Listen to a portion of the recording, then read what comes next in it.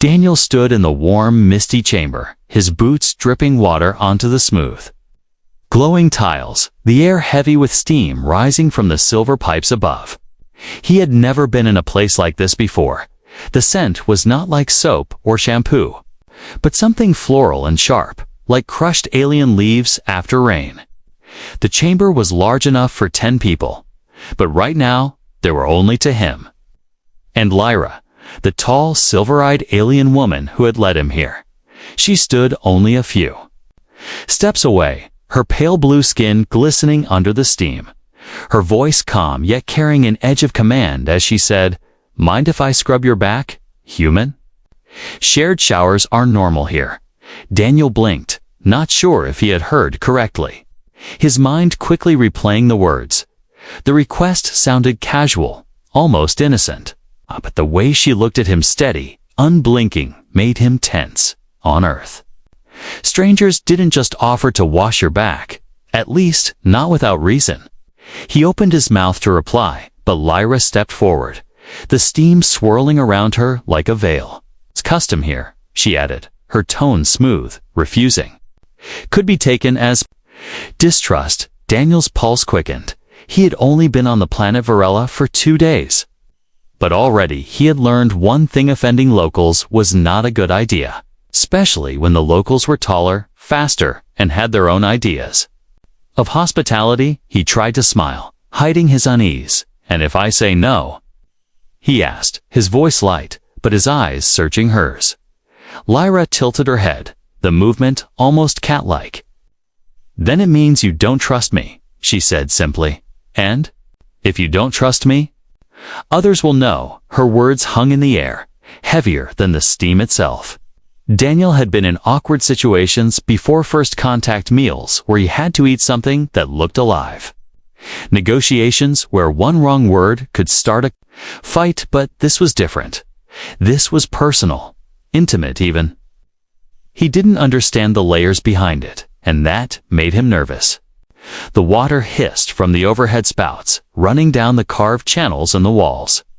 Lyra reached to a shelf and picked up something that looked like a brush, but it was made of soft plant fibers, glowing faintly in the steam. "You don't have to be afraid," she said, stepping closer, her voice quiet but sure. "It's not strange here. It's how we show respect. It's how we watch each other's backs, literally." She gave a small smile at her own words. Daniel felt the warmth of the steam against his skin, the damp air making his shirt cling to him. He thought of the last 2 days landing in the busy port city, being assigned to Lyra as his local guide, seeing strange markets and stranger creatures, and now, here, in a room where refusing a shower could mean making an enemy. His instincts told him to keep his guard up, but his curiosity told him something else. There was more to this than just bathing. The way she watched him, the way she had insisted, it felt like she was testing him. Lyra moved past him and began adjusting the water flow, the temperature shifting, until the steam grew thicker. "Remove your shirt," she said casually, like she was asking him to pass a cup. "I'll start from the shoulders." Daniel hesitated, the sound of water filling the chamber like a low hum. He knew this moment mattered. He didn't know why yet, but he could feel it. Every instinct told him that once he agreed, there was no going back. He pulled the shirt over his head slowly, the steam clinging to his skin. Lyra's eyes scanned him briefly before she dipped the brush into the running water, the faint glow of the fibers catching in the mist. "You'll get used to our ways, human," she said, her tone unreadable. "It's only strange until you understand it." Daniel wasn't so sure. But before he could speak again, Lyra stepped behind him, the warmth of the water now mixing with a sudden chill in his spine. He realized this wasn't just about cleaning his back. Something else was going on here, something he couldn't yet see, and that was the moment he wondered if this shared shower custom was less about trust and more about finding out who he really was. Daniel stood still as Lyra moved behind him, the steam curling around them like soft smoke, the sound of running water echoing off the curved walls. His mind worked fast, weighing choices he didn't fully understand. He had learned in his short time on Virella that every action, every word, every gesture could mean something different than it did on Earth. Shaking hands here was a sign of apology. Eating first at a meal meant you claimed leadership. And now, apparently, letting someone scrub your back meant trust. Lyra dipped the glowing brush into the water again. Her movements slow and deliberate. "You seem tense, human," she said, her voice low. "You don't need to be. This is what friends do here." Friends, Daniel thought. Was that what she was calling him? Or was this something else? Her tone was calm, but her eyes had that same sharpness he had noticed when they first met, the kind of look a soldier gives when assessing a target. "I'm just not used to it," Daniel replied, his voice as neutral as he could make it. "Where?" "I'm from people usually bathe alone." Lyra chuckled softly, a sound that echoed oddly in the chamber. Alone. "How lonely that must be," she said, brushing the water along his shoulders. "Here, bathing is about trust. It's about showing we have nothing to hide." Daniel caught the weight in her words. Nothing to hide. He wondered if she was only talking about bathing, or if she was hinting at something else entirely. The warm water ran down his back in slow streams, the plant fiber brush moving in circles. It was surprisingly gentle. Not at all rough like he expected, yet every movement felt purposeful, as if she was searching for something. He tried to shift the conversation. "So, if I refused, what would happen?" Lyra didn't answer right away. She set the brush aside and let the water run over him. "If you refused," she said at last, "word would spread. Others would know you don't trust me. And if you don't trust me, they won't trust you." Daniel thought about that. In a world where humans were still outsiders, losing trust could mean losing protection, losing allies, maybe even losing your life. "You could leave," she continued.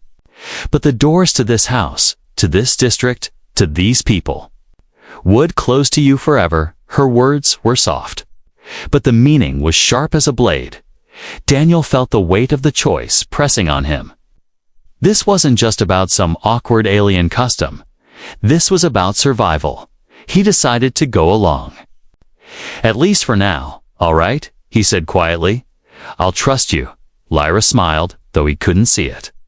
Her voice warmed slightly. "Good. Then I'll make sure no harm comes to you while you're in my care." For a few moments, they worked in silence. The sound of water filling the space, but Daniel's mind kept spinning. Why was she so determined to do this? Was this truly just about custom, or was there something about him she needed to confirm? Then, without warning, she spoke again. "Have you ever been marked, human?" The question caught him off guard. "Marked?" he asked. "Yes," she said, her tone still casual.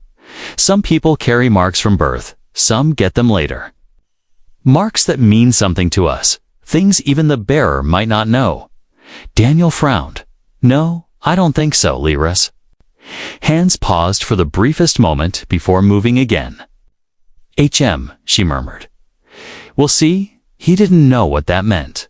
Patty could feel the tension in the air, as if she was waiting for something to reveal itself after a while. She set the brush aside completely. "There," she said. "You've passed the first step." Daniel turned slightly. "First step to what?" Lyra met his gaze, her silver eyes unreadable. "To being one of us. Or at least, being accepted among us," she said. "But it's only the beginning." Human. The next steps will be harder. The way she said it sent a chill through him. Even with the steam all around, he didn't know it yet, but this shared shower was more than just a cultural tradition, was an initiation. A quiet test, and by agreeing to it, he had stepped onto a path that would change his place on Virella, forever. The chamber was quieter now, except for the soft hiss of the water and the distant hum of the heating vents. The air thick with steam that curled and danced like ghosts between them. Daniel stood with his back to Lyra, every sense heightened. He could feel her presence, calm, steady, and yet, somehow, watchful. She moved around him slowly, adjusting the water, sometimes brushing his arm as she passed, sometimes pausing as if she were thinking.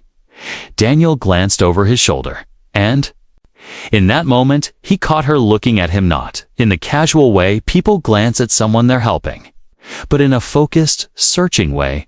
Her eyes seemed to trace the lines of his back, his shoulders, even the curve of his neck. As though she were studying him for clues, she didn't look away when their eyes met. Instead, she gave a small, almost amused smile.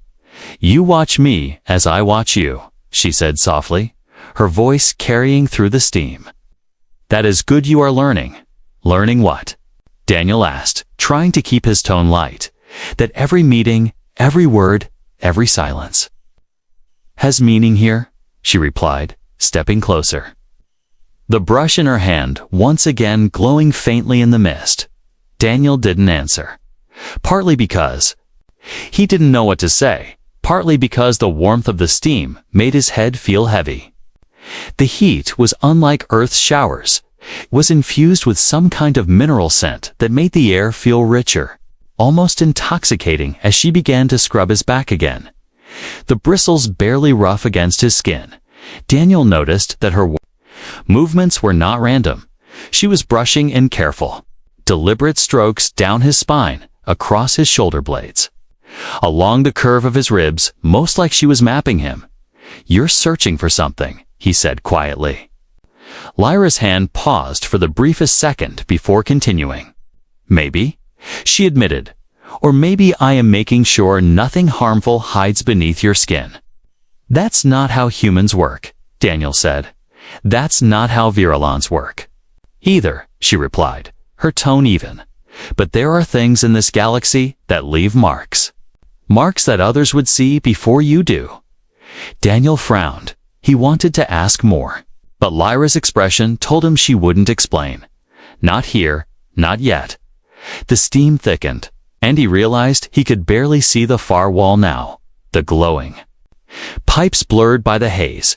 It was just the two of them, enclosed in warmth, silence. And this strange ritual, then, without warning, she shifted to stand in front of him, her silver eyes locking onto his.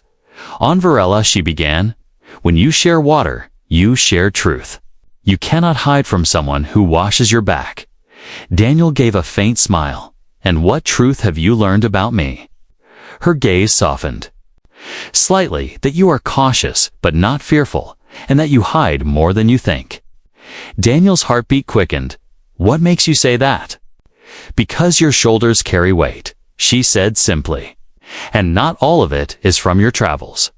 Before he could reply, she dipped her fingers into the flowing water and touched his left shoulder, where the steam had caused a faint, unusual mark to appear like a pattern just beneath the skin. It wasn't a scar, and it wasn't a tattoo. Daniel had never seen it before. Lyra's eyes narrowed for a fraction of a second. Then she smoothed her expression. "Interesting," she murmured. "What?" Daniel asked quickly, turning slightly to see. But the mark had already faded in the steam. Lyra shook her head lightly. "Perhaps nothing. Perhaps everything." He hated the way she said it, as though she knew something important, but wouldn't share it. Not yet. The rest of the washing was silent. The only sounds, the trickle of water and the soft movements of the brush. But the air between them had changed. There was something unspoken now, something that made Daniel's skin prickle. When she finally stepped back, she placed the brush aside and met his gaze again. "We are done," she said, her voice calm. "You have passed more than you realize." Daniel frowned. "Past what?" She only smiled faintly. "The steam hides many things, human but not forever." As she moved toward the exit, her silhouette blurring in the mist, Daniel stood there for a moment longer, trying to piece together what had just happened. He had come in thinking this was just an odd alien custom. But now, he felt like he had just been examined, tested, and quietly marked for something he didn't understand. When he finally followed her out, he realized the steam-filled room hadn't just cleaned his skin, had left him with more questions than answers, and a growing sense that Lyra's interest in him was about far more than just sharing a shower. The corridors outside the bathing chamber were cooler, the steam fading from Daniel's skin as he followed Lyra through the curved hallways of the Virulon guest quarters. The soft hum of the walls and the faint glow of the floor panels gave the place a strange, almost dreamlike feeling. He kept glancing at his left shoulder, half expecting the mark to reappear, the one Lyra had noticed but said almost nothing about. It didn't feel different, no pain, no heat, but the memory of her sharp, calculating look wouldn't leave his mind. They entered a small room with wide windows showing the pale sky of Virella, a sky streaked with faint green clouds. Lyra moved to a low table and poured 2 cups of some steaming drink. It scent earthy and slightly sweet. She handed one to him without meeting his eyes. Daniel took the cup but didn't drink. "That mark you saw, what was it?" he asked, keeping his tone calm but direct. Lyra's silver gaze flicked to him, then away again. "Marks mean different things here," she said slowly. "Some are birth-given, others are left by contact with certain people or places." He leaned forward slightly. "And mine?" She hesitated, then sipped her drink, buying time. "Yours is not common," she admitted. "It looked like the sigil of the old guard." Daniel frowned. "Never heard of them." "You wouldn't," Lyra said, her voice quiet now. "The old guard existed before your species traveled the stars. They were protectors and executioners. They left their symbol on those they swore to protect and those they swore to hunt." The words sank into him like cold water. "So which am I?" he asked. Lyra's lips curved in a faint, unreadable smile. "That is what I must find out." A pulse of unease ran through Daniel. "And if others saw it?" Her smile faded. "They would either kneel to you or kill you before you spoke." The weight of her words made the room feel smaller, tighter. Daniel set his cup down carefully. "So that's why you told me to keep it hidden?" "Yes," Lyra replied, "until I know which path your mark leads to. You are safer if no one else sees it." Daniel exhaled slowly, trying to process. "So what happens now?" Lyra stood, her long coat shifting around her. "Now, you stay close to me," she said, "and you follow my lead, even if it seems strange." He thought back to the shower, the insistence, the way she had studied him. Suddenly, it all made more sense. She hadn't just been honoring tradition, she had been searching. They left the room, Lyra leading him down a narrow side hall. "Where are we going?" he asked. "To someone who can confirm what I saw," she said simply, "but we must be careful. The city is full of eyes." As they stepped outside, the cool air hit him. The streets of the Virulon capital stretched ahead, curving bridges, tall, spire-like buildings, and market stalls humming with alien voices. Daniel noticed that Lyra kept them in the shadows, weaving between slower crowds, taking turns that made no sense to him. She never looked back, but he could feel the constant awareness in her movements.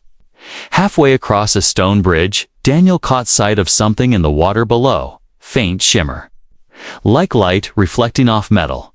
Then it was gone, swallowed by the murky green current. "What was that?" he asked. Lyra didn't slow her pace. "You see more than I thought," she said without answering the question. "Good, you'll need that." They reached a side district. Quieter, the air here smelled of metal and rain.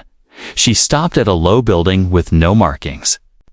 Knocking 3 times on the panel beside the door, it opened to reveal a hunched, older Virulon with deep-set eyes and pale, cracked skin. He looked Daniel over once, his gaze pausing just a moment too long on Daniel's left shoulder. Lyra spoke quickly in her language, the old one's eyes narrowing at certain words. Then he stepped aside, letting them in. Inside, the space was dim. The walls lined with strange devices, some glowing faintly, others covered in cloth. The air smelled faintly of oil and burning herbs. The old Vierelon motioned for Daniel to remove his shirt. Daniel hesitated. Looking at Lyra, she gave a small nod as the shirt came off. The man leaned closer, holding a thin, glowing rod that emitted a faint hum. When the light passed over Daniel's shoulder, the mark appeared again clear. This time, dark lines forming a circular pattern, almost alive under the skin. The old Vierelon hissed softly, stepping back. "It is real," he said in a low, almost fearful tone.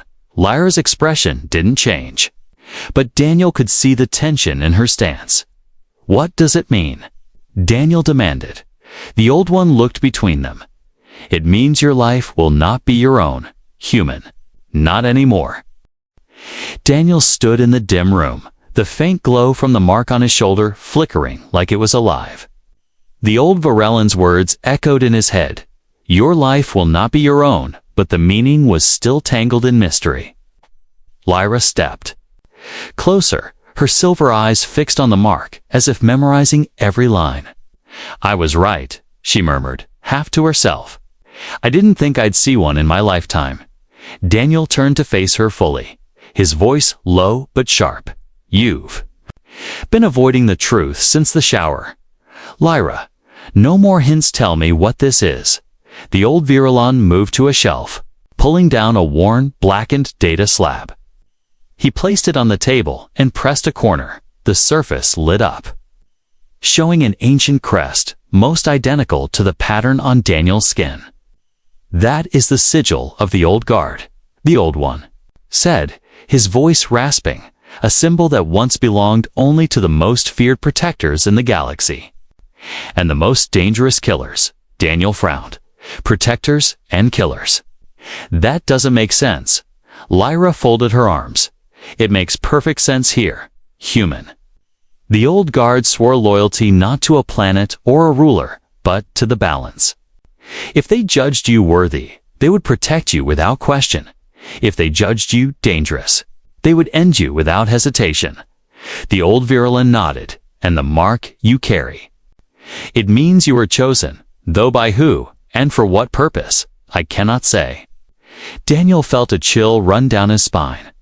"I've never met anyone from this old guard. How could I be chosen?"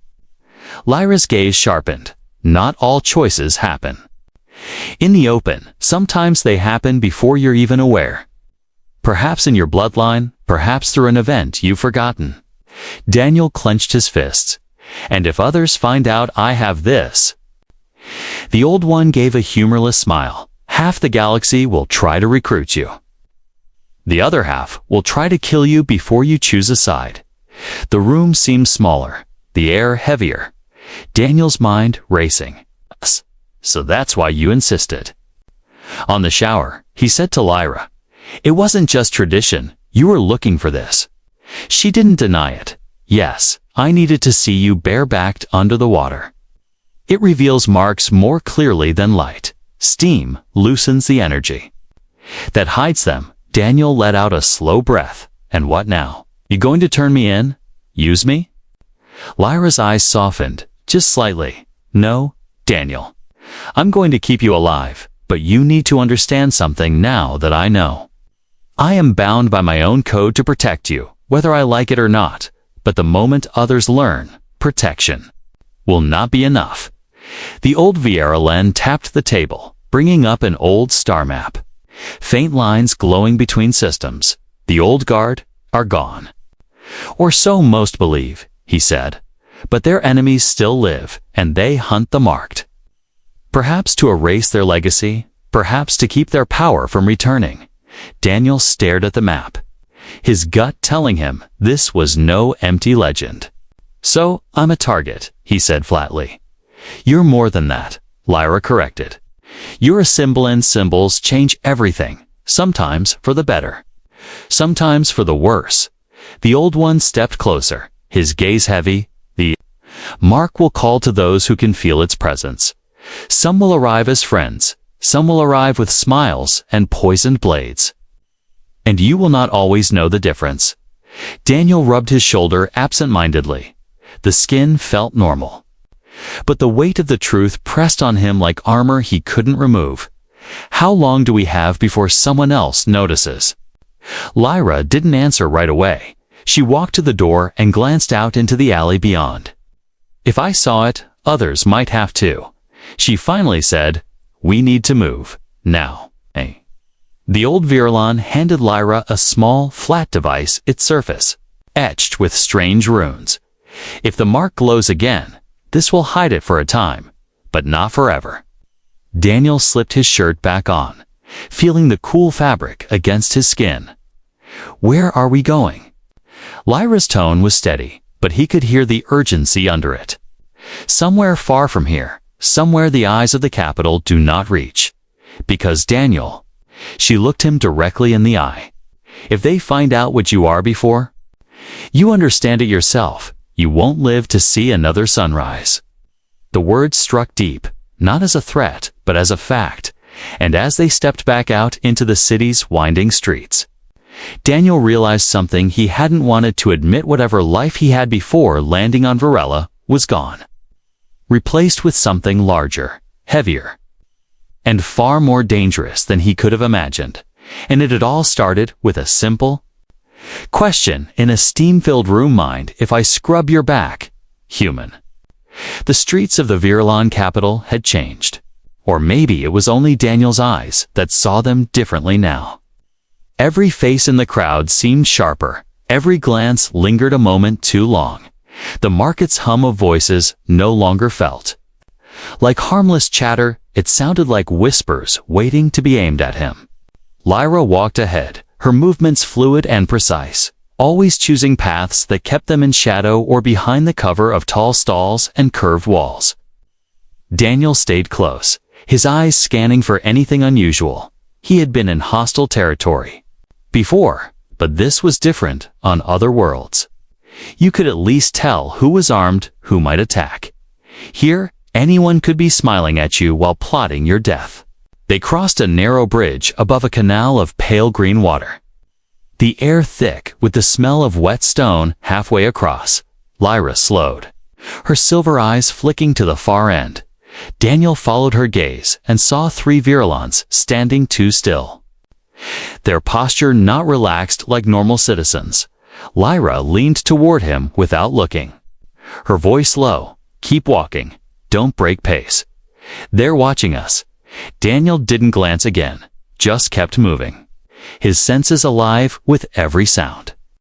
The hiss of a vendor's steam pot, the faint clink of metal from somewhere behind them, the soft slap of feet on stone that didn't match their own rhythm.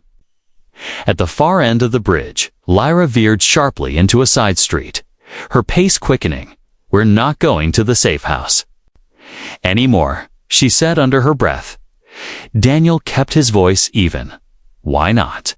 "Because someone already knows," she replied, "and they're closing in." They moved through twisting alleys, past shuttered shops and old stone arches. Daniel's boots splashing through shallow puddles. He caught a flicker of movement in a dark doorway. A Virulon woman, her head low, slipping away as they passed. When they reached a quieter section of the city, Lyra stopped abruptly and pulled a small disc from her coat. She pressed it against the wall, and the surface rippled like water, opening into a narrow passage. Inside, the air was colder, the walls smooth and dark, faint lines of light running along them like veins. Daniel followed her until the wall sealed behind them with a dull thud. "This is a maintenance tunnel," Lyra said, her voice echoing softly. "Not on any public maps." Daniel exhaled slowly. "You really think those people were after me?" "I don't think," she said. "I know. They moved like trained hunters. And they weren't watching me, they were watching your left side." The one with the mark. Daniel's gut tightened. So someone must have seen it during the shower. Lyra shook her head. "Not possible. We were alone." Lest the chamber's vents were linked to a watcher's feed. They continued deeper into the tunnel, the air feeling heavier the farther they went. Daniel could hear faint vibrations in the walls like distant machinery. After several minutes, They reached a junction where the tunnel widened into a small chamber. Lyra stopped and pulled a thin metal strip from her coat, sliding it into a slot in the wall. A faint shimmer spread across the entrance like a transparent curtain. "It'll block most tracking signals," she said. "We'll rest here for—" A moment, Daniel leaned against the wall, his voice quieter now. "Lyra, you could have left me when you found the mark. Why are you still helping me?" She looked at him for a long moment before answering.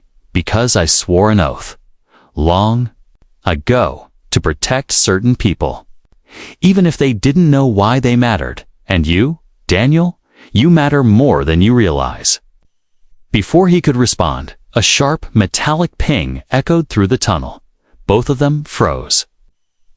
Lyra's hand went instantly to the small sidearm. At her hip, the ping came again, closer this time, followed by a faint scraping sound. Daniel's pulse spiked. "What is that?" Lyra's eyes narrowed. "A signal for bits, searching for us."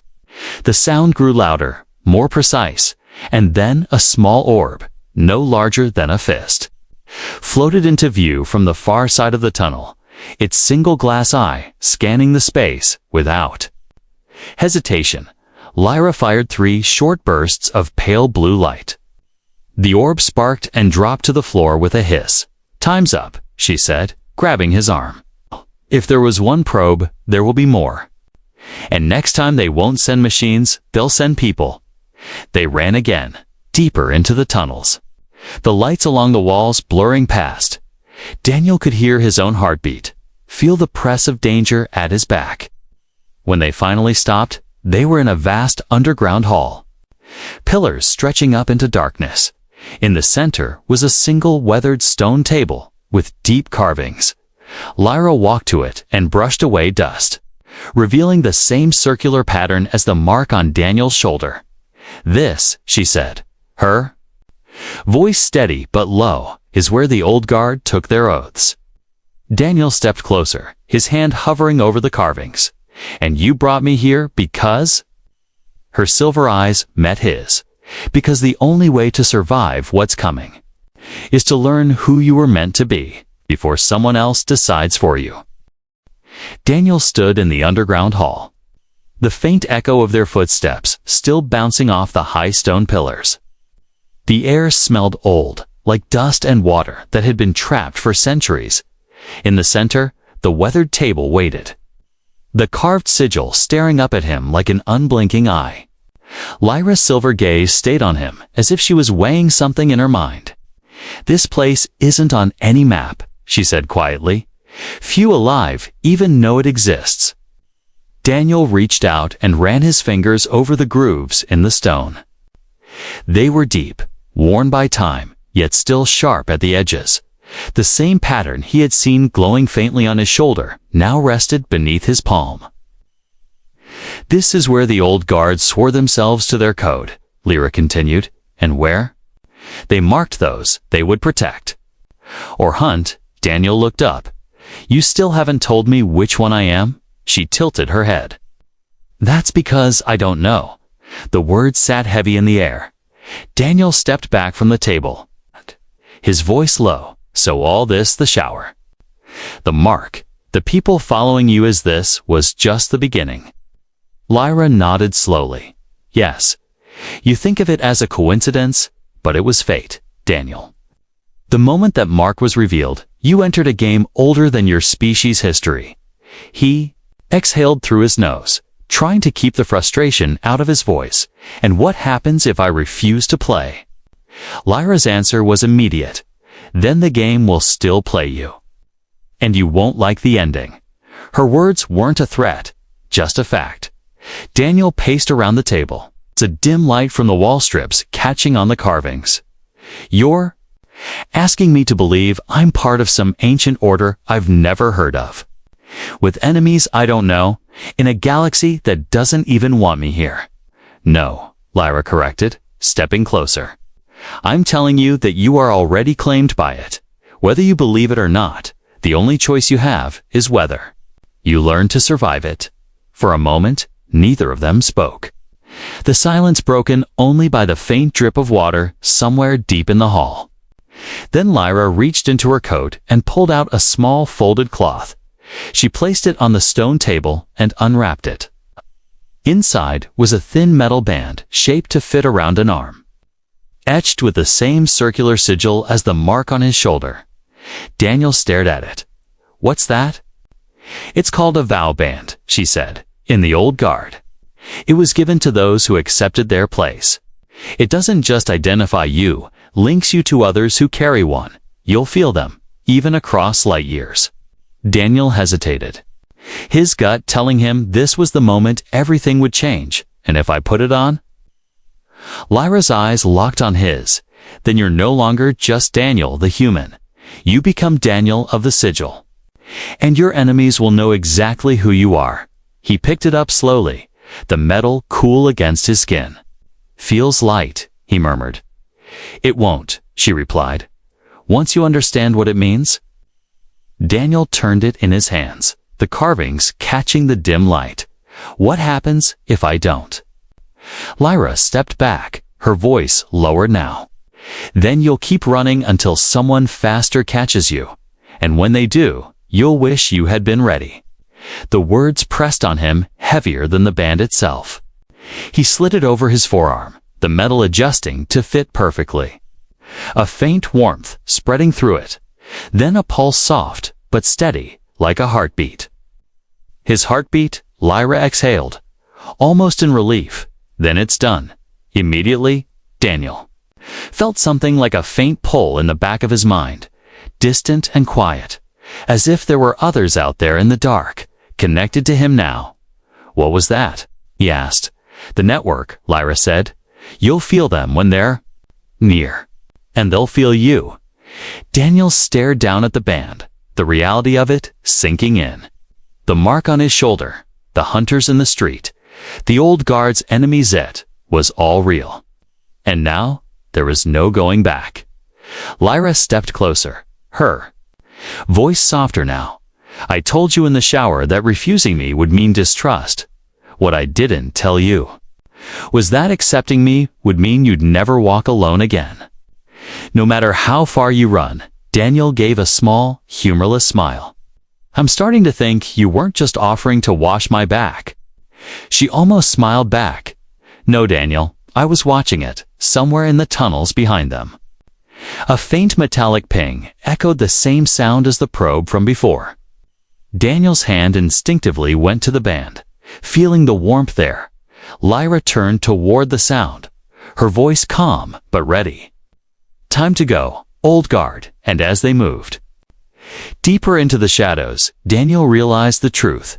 The shared shower had been nothing more than the door, and stepping through it had led him into a galaxy where trust was rare. Enemies were many, and survival meant never letting anyone get behind you unguarded again. The game had begun.